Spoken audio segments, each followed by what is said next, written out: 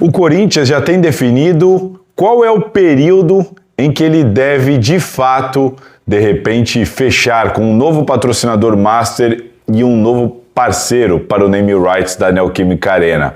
Eu vou te explicar uma das propostas e também que período é esse e por que exatamente neste período. Também vou falar sobre Ministério Público. Muita discussão, o Corinthians entregou ou não entregou os documentos? De que maneira pretende fazer isso? Tudo isso detalhado para você, além dessas histórias todas, sobre o Romero, sobre o Yuri Alberto, sobre Murilo, sobre o ex-advogado de Augusto Melo que apareceu como assistente de acusação do Corinthians no caso da Vaidebet, enfim, tem muito assunto. Então bora lá, sem mais delongas, e vamos que aqui, você sabe, é informação.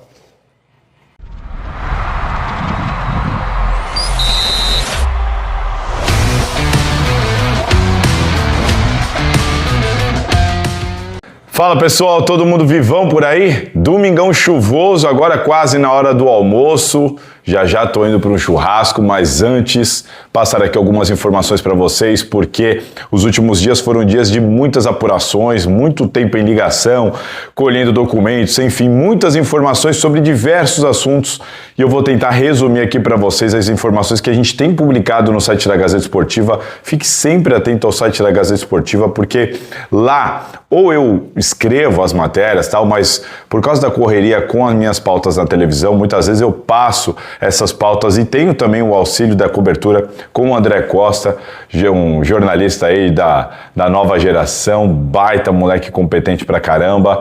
E, enfim, tem muita informação lá e aqui eu vou tentar trazer para vocês mais alguns detalhes e também tudo de uma maneira mais resumida, tá certo? Hoje tem informação sobre o patrocinador master, name rights, proposta que já foi feita, qual o período de janela para essas negociações acontecerem e também todas essas polêmicas e bastidores envolvendo o ex-advogado de Augusto Melo e também relacionado ao futebol, como o caso do Murilo, do Yuri Alberto. Enfim, tem muita coisa para a gente discutir aqui, sem falar do Ministério Público. Sim, fui atrás de mais informações sobre a investigação que está correndo no Ministério Público, que aqui você sabe, aqui sem nenhum sensacionalismo, informação, neste caso, sem muita opinião. Quero mais trazer as informações para vocês entenderem tudo o que está acontecendo sobre essas situações todas do Coringão, tá certo? Então bora lá, vou passar a vinheta para tomar o meu gole de água e aí a gente vai emendar e trazer tudo para vocês. Valeu? Bora!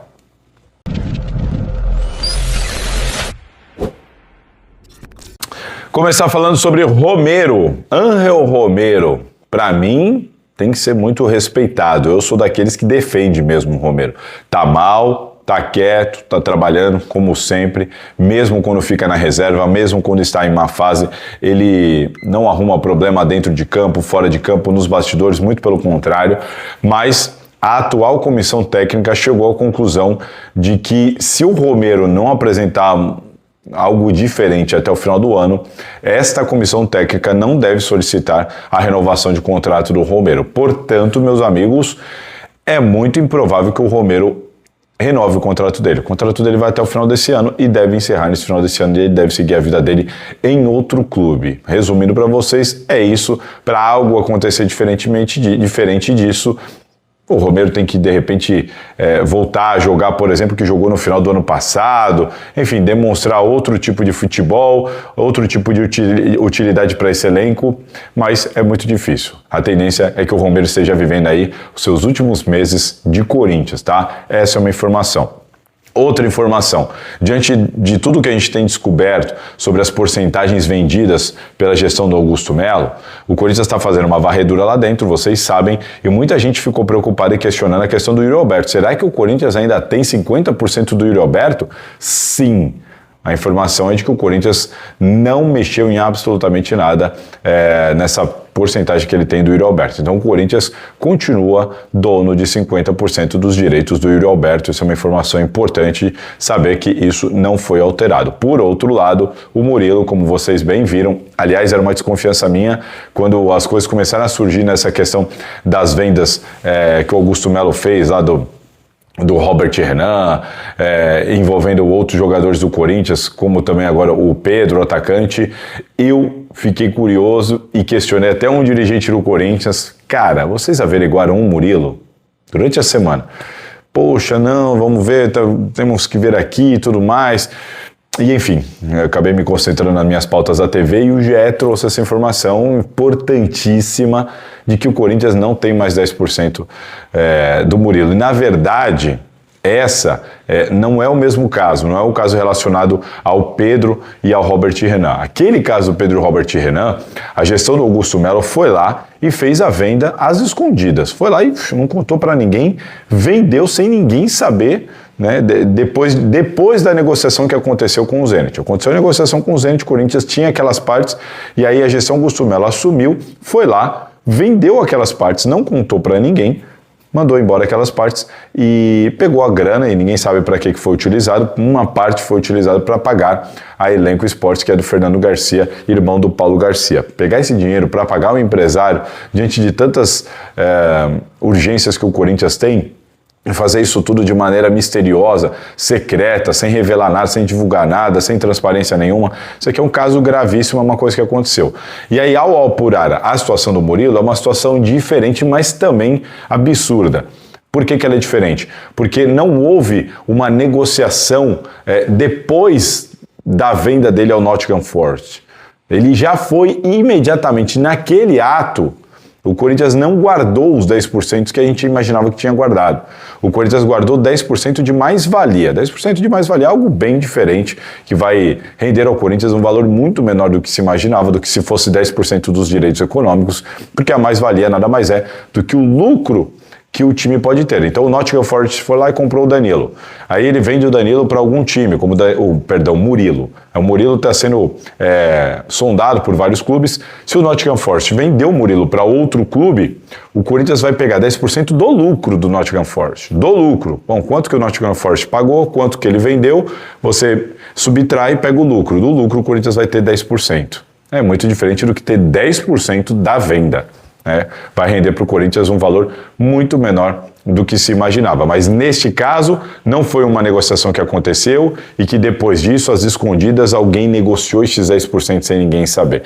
Não foi isso que aconteceu. Imediatamente, na negociação do Nottingham Forest, o Corinthians não ficou com 10% como se imaginava. O Duílio Monteiro Alves se manifestou dizendo que isso não tem prejuízo para o caixa, de fato não tem, mas que houve um equívoco. Cara, é complicado, porque olha... infelizmente, esse é um equívoco muito comum no Corinthians, pelo menos, porque aconteceu com o Murilo, aconteceu com o Carlos Miguel, com o Carlos Augusto, aconteceu com o Memphis Depay. Vocês lembram? O Memphis Depay agora, ele foi anunciado e o Corinthians anunciou um tempo de contrato. E tempos depois, a gente consultando lá, se eu não me engano, no site da Federação Paulista, a inscrição dele no Paulistão, a gente percebeu que lá o contrato era diferente, com outro vencimento. Questionamos o Corinthians e aí sim o Corinthians se manifestou admitindo que havia passado a nota oficial equivocada também pra gente. O contrato dele tinha um outro vencimento. Aconteceu lá com o Carlos Augusto, aconteceu com o Murilo, aconteceu com o Memphis Depay e sinceramente... Conhecer o futebol como eu conheço, isso não é um problema do departamento de comunicação. O departamento de comunicação, ele passa o texto exatamente que é enviado a ele. Eles batem o texto com as informações que eles recebem da diretoria de futebol. Então, o departamento de comunicação comunicou errado sobre o Memphis Depay porque... a diretoria de futebol ou jurídica, enfim, comunicou errado para o departamento de comunicação. Assim como lá atrás aconteceu com o Murilo, com o Carlos Augusto. E aí você vai falar, pô, mas isso é de propósito? Cara, é duro, né? Eu quero acreditar que não é de propósito, mas a gente fica desconfiado. Porque, cara, como é que você não sabe como é que você negociou, você não sabe por quanto você vendeu, você não sabe o que você vendeu? Ah, mas foi um erro de comunicação na hora de informar. Cara, não tem na hora de informar. Não tem. As pessoas que estão lá têm que ser pessoas profissionais, capacitadas, gabaritadas. É o tipo de equívoco, de erro que não dá para acontecer, mas infelizmente acontece. Só que tem 3 casos de gestões diferentes, uma é do Andrés, uma é do Duílio, outra é do Augusto. 3 casos de gestões diferentes que cometeram o mesmo tipo de equívoco. Na hora de informaram errado, ou a compra, ou as vendas, enfim. E é lamentável que isso aconteça, porque sempre vai ficar aquela sensação de amadorismo e também de que tem alguém querendo enganar o torcedor ou enganar a imprensa, enganar a comunicação como um todo por algum motivo. Então, assim, é lamentável, uma pena que tenha acontecido. E no caso do Murilo, mais uma notícia desanimadora para o torcedor corintiano, porque soube agora que não tem 10% desse jogador que pode render aí uma boa grana agora num futuro breve aí. Tá certo? Que mais? Vinheta para eu tomar mais um golinho de água e vamos seguir aqui nos bastidores do Timão.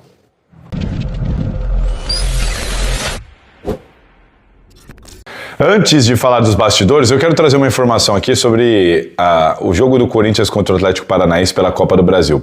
A comissão técnica ciente da situação no Campeonato Brasileiro e também da Copa do Brasil, onde o Corinthians pega o adversário da Série B que está priorizando a Série B. Joga dentro de casa, venceu fora. Ou seja, será que há necessidade de repente, estourar algum jogador? O Martínez vai voltar correndo da seleção, o Memphis vai voltar correndo da seleção, o Hugo também, mas o Hugo é goleiro e não vai jogar pelo Brasil.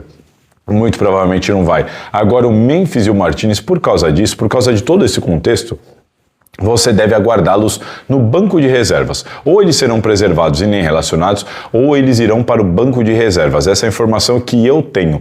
E o Ranieri é outro que pode ser que tenha condição de jogar já contra o Atlético Paranaense, apesar da lesão na coxa.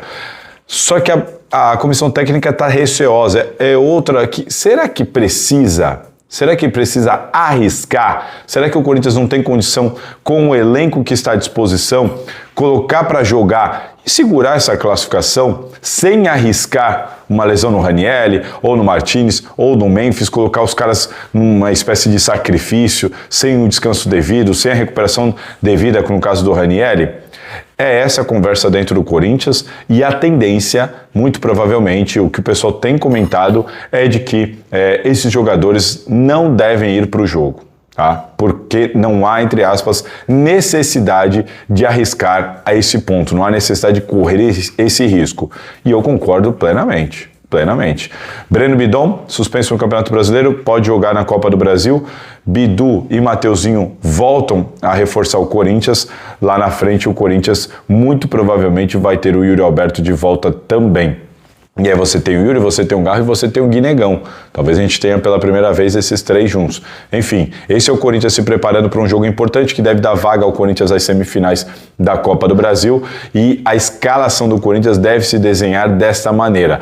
Com o Corinthians entendendo que dá para montar um time forte, competitivo dentro de casa, capaz de conseguir a classificação, sem colocar sob risco jogadores importantes desse time para a sequência da temporada. Tá bom? Agora sim, vamos falar de bastidores do Corinthians, porque tem muita coisa para a gente falar. Eu vou começar falando de um caso do advogado Victor Nasrallah. É esse o nome? É isso?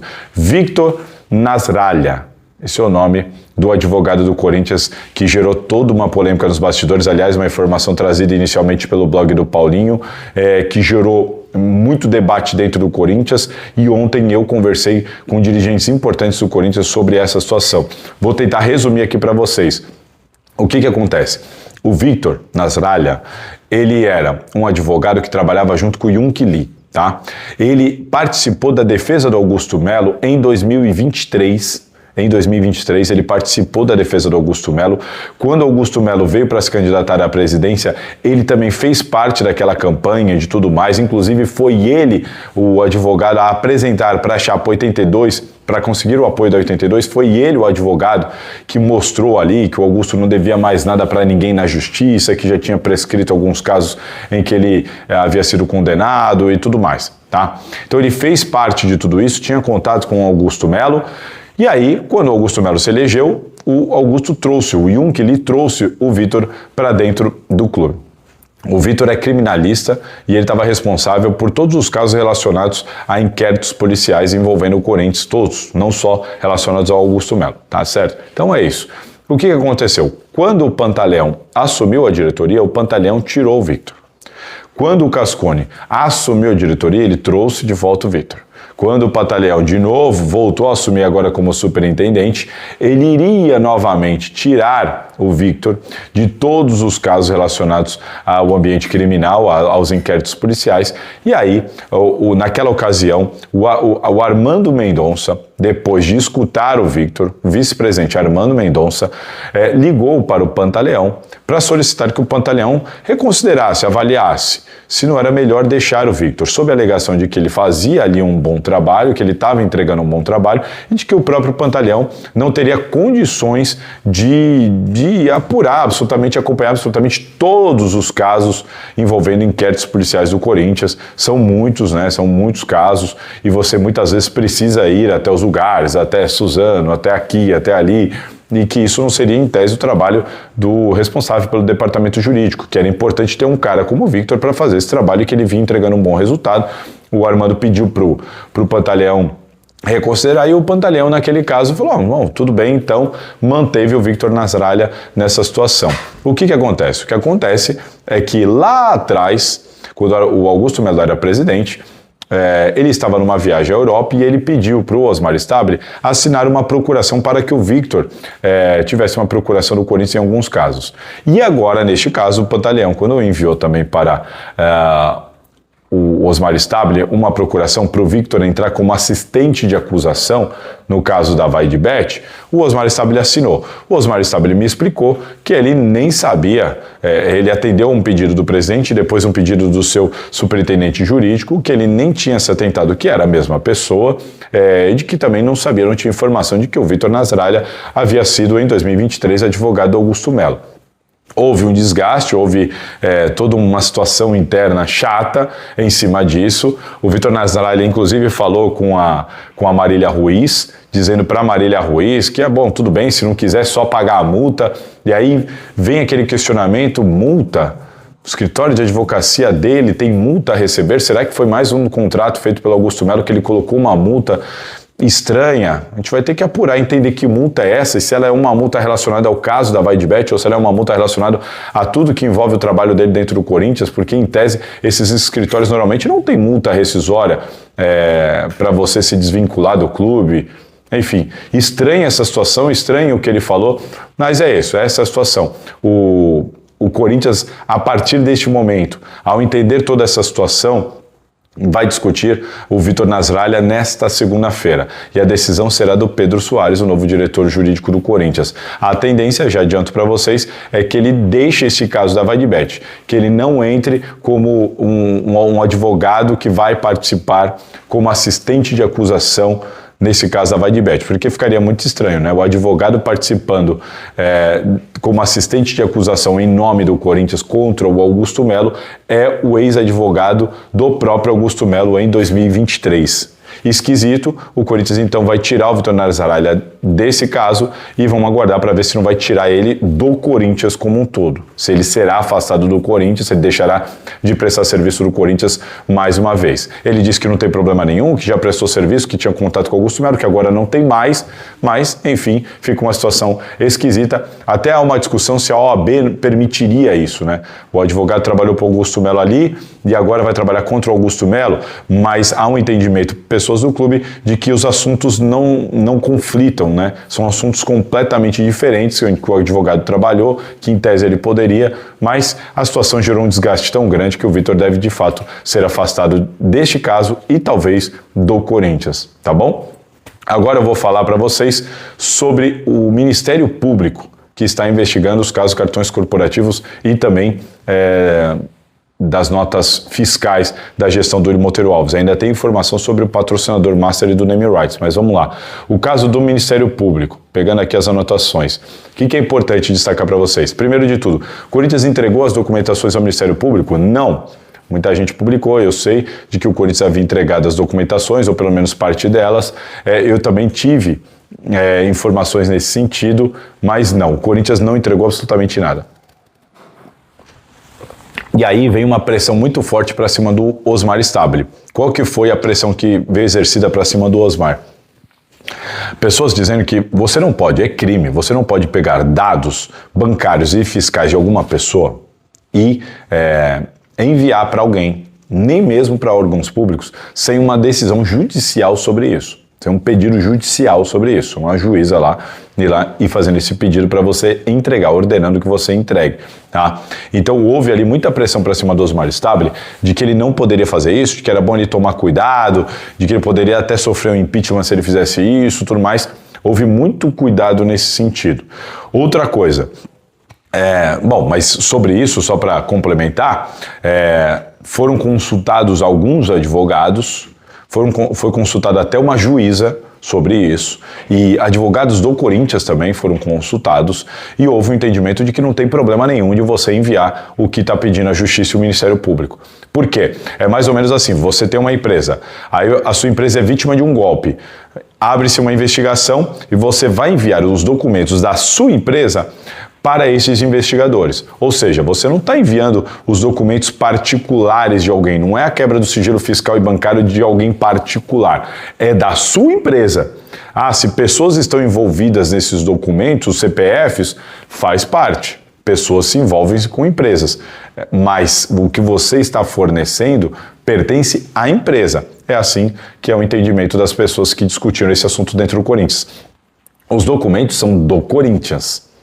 Eles não são pessoais e particulares de alguém.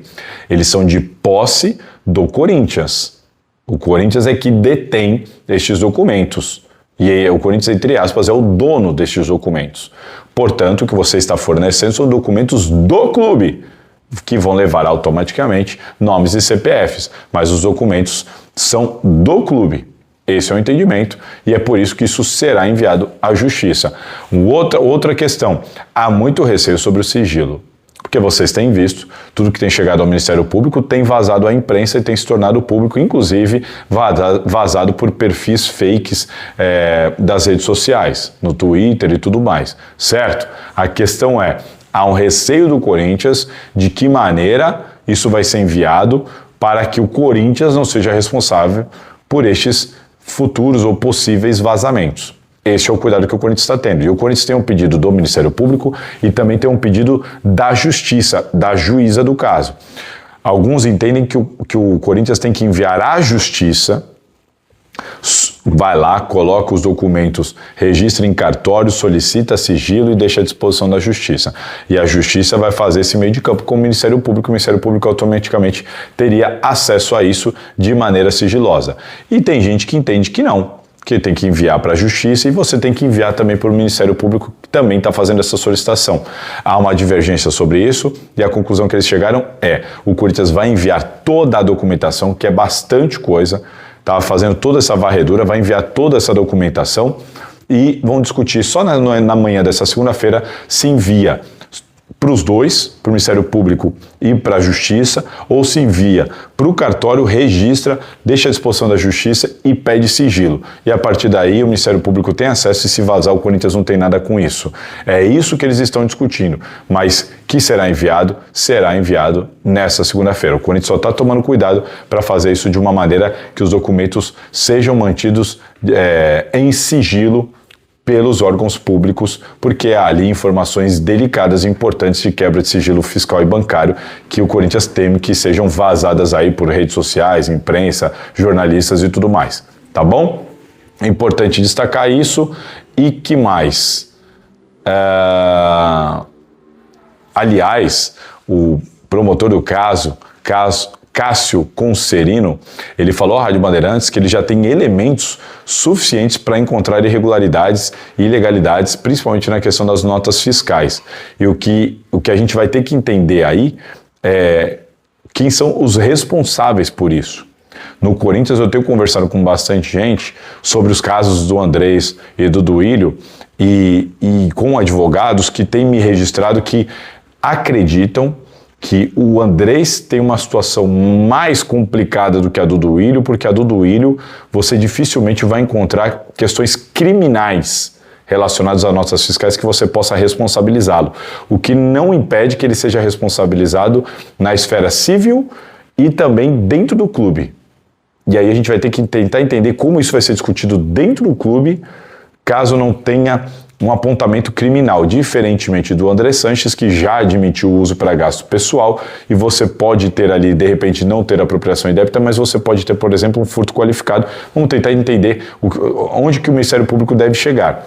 Uma curiosidade sobre isso é que a doutora Márcia, juíza do caso da Vaidbet, ela também é a juíza responsável por este caso da investigação do Ministério Público agora.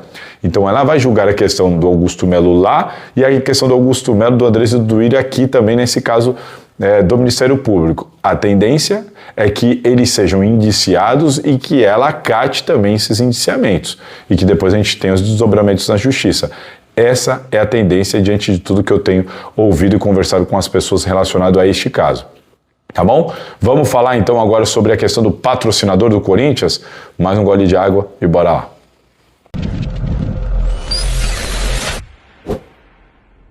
Bom, gente, vamos lá falar então sobre essa possível proposta que o Corinthians deve ter para patrocinador Master e também name rights da Neoquímica Arena. O que pega aí? O que vocês precisam saber? O Corinthians já recebeu uma proposta oficial na mesa, não ficou na discussão, apresentaram uma proposta. O Corinthians recusou prontamente, não sei qual é o nome da empresa, mas chegou uma proposta e o Corinthians já recusou, não atende a pretensão do Corinthians.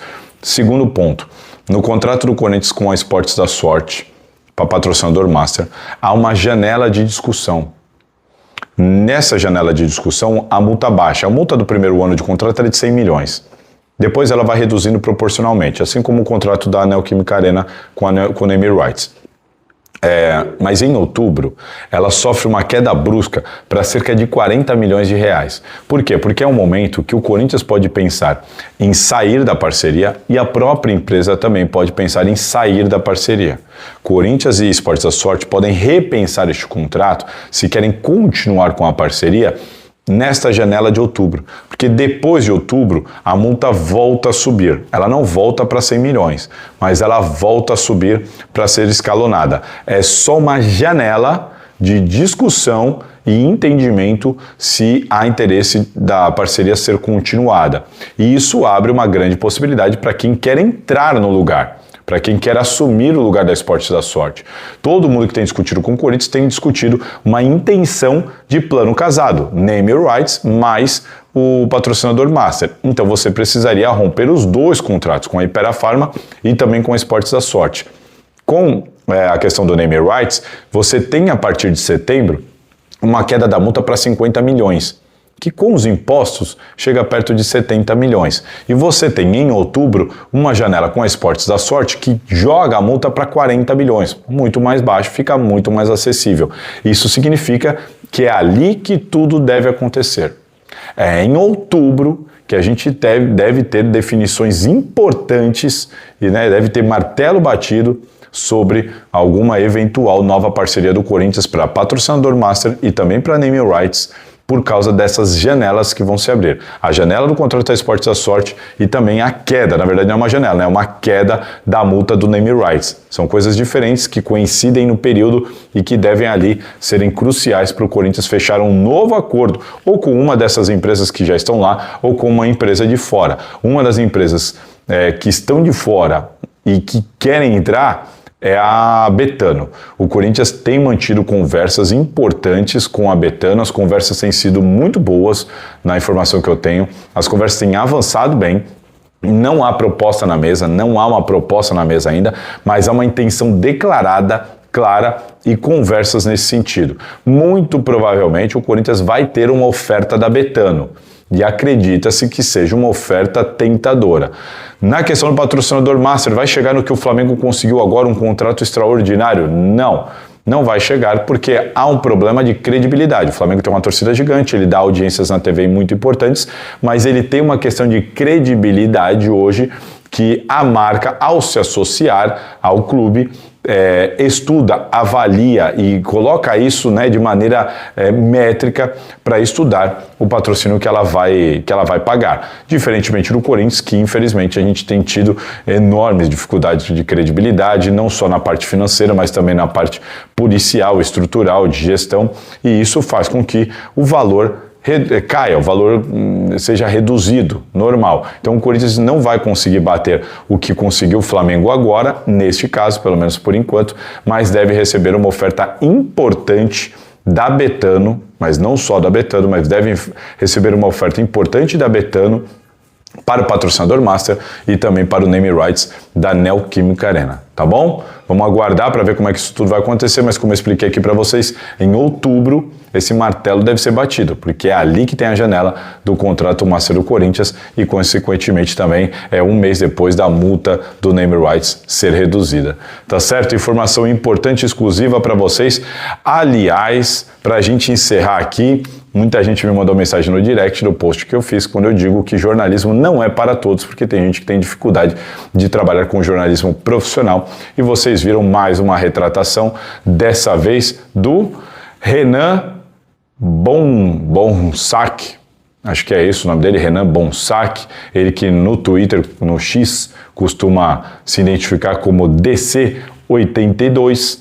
Ele é mais um destes que quer lacrar baseado nessa ideia de que, olha só, aqui no Twitter nós temos uma galera que não gosta do Salazar, né? Tem gente que faz propositalmente campanha para tentar de alguma maneira diminuir a minha imagem ou o meu trabalho. São pessoas que foram contra todo o meu trabalho durante a gestão Augusto Melo e que depois tiveram que aceitar tudo que eu publiquei, né? Tava tudo correto, tava tudo certo, tudo bateu, tudo aconteceu e algumas dessas pessoas largaram Augusto Melo, mas criaram um ranço comigo absurdo, né? Parece que eu fiz mal para algum dirigente de estimação dessas pessoas. E aí, o Renan, parece que é novato aqui na profissão e na situação, está tentando, entre aspas, se aliar a essa galera, de repente em busca de engajamento, quis lacrar lá no X, eu recebi o print, e aí ele fala, mais uma informação mentirosa do Salazar. Como mais uma, né, Renan? Será que teve outras? Ou será que é só uma falácia, assim, que as pessoas falam? Será que você consegue provar de outras informações mentirosas? Fica difícil. Depois ele fala, primeiro Salazar disse que os gastos dos cartões corporativos não era crime. Eu nunca disse isso. E eu sei que muita gente faz como o Renan. E aí é a mentira falada 1000 vezes que vira verdade para muita gente. O tempo todo pessoas falando, Salazar disse que não há crime nos cartões corporativos. Não, não foi eu que disse. Eu trouxe essa informação dita por outra pessoa. Eu não tenho essa responsabilidade. Depois ele disse que notas frias eram falsas. Eu também nunca disse que as notas frias eram falsas. Eu fiz matéria trazendo pessoas falando sobre o assunto e se essas pessoas disseram que era falso, não é problema meu. Eu nunca disse que elas eram falsas, eu não tenho informações mentirosas publicadas e eu também nunca disse que os gastos com os cartões corporativos não se configurava crime. É diferente quando a gente traz um especialista ou algum responsável dizendo isso. E aí ele é o responsável pelo que eu publiquei, porque está na aspa dele. Aí as pessoas, infelizmente, não sabem trabalhar. Só aqui 3 parágrafos completamente falaciosos, mentirosos, que o Renan com certeza não conseguiria provar, ao contrário de mim, que conseguiria provar facilmente que isso que ele fez aqui é um absurdo, que gera uma série de comentários, que geram discurso de ódio, pessoas que me procuram para falar, olha aqui e tudo mais, que me atacam, que me xingam, que tudo mais, baseado numa série de mentiras que ficam sendo propagadas rotineiramente, de maneira constante nas redes sociais, principalmente no X. Mas internet continua não sendo terra de ninguém. Claro que o Renan não conseguiria provar o que ele explicou aqui, o que ele publicou, o que ele afirmou aqui, e por isso ele aceitou retirar este post do ar e publicar uma retratação admitindo que estava equivocado, errado e pedindo desculpas. É assim que tem que ser, né? Espero que o Renan, na próxima vez, se preocupe em fazer só o trabalho dele, se preocupe em não querer lacrar e que as pessoas entendam de uma vez por todas. Não acreditem em tudo que vocês leem, principalmente no X, principalmente dessa galera que não se identifica ou que se identifica e claramente tem algum lado nessa história, algum interesse nessa história. Certo? Da minha parte, eu estou sempre aqui. Muitas vezes eu fico em silêncio. Mas o meu silêncio não quer dizer que eu não estou atento, não quer dizer que eu concordo com o que está acontecendo. E de vez em quando as pessoas têm que aprender que a internet não é terra sem lei. E ficar falando essas coisas aqui, mentirosas, sobre mim, não vai rolar. E aí, quando a gente entra na esfera da justiça criminal e civil sobre responsabilização do que é falado, aí as pessoas normalmente recuam. Por que será, né?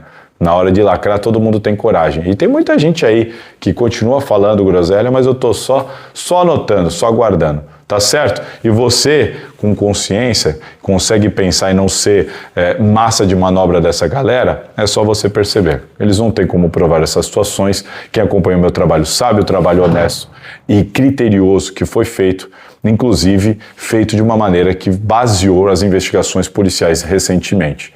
É assim que tem que ser, sem nenhum prejuízo para mim ou para minha imagem. Se eu tivesse feito o que essa galera gostaria, nada teria sido publicado e o Augusto Melo estaria aí até hoje. Portanto, senhores, daqui sempre vai ser assim, com responsabilidade. Sobre Augusto Melo, sobre o Ministério Público, Andrés Duílio, sempre a informação trazida com responsabilidade. Esse é o jornalismo profissional que eu pretendo trazer sempre, onde eu estiver, na Gazeta e principalmente aqui na Salazar TV. Tá certo? É isso, se cuidem, bom final de semana a todos e aquele abraço. E aí, curtiu? Bom, já deixa aqui nos comentários então a sua opinião, se inscreva e compartilhe esse vídeo. E ó, fica de olho, porque sempre vai ter conteúdo interessante para você aqui na Salazar TV.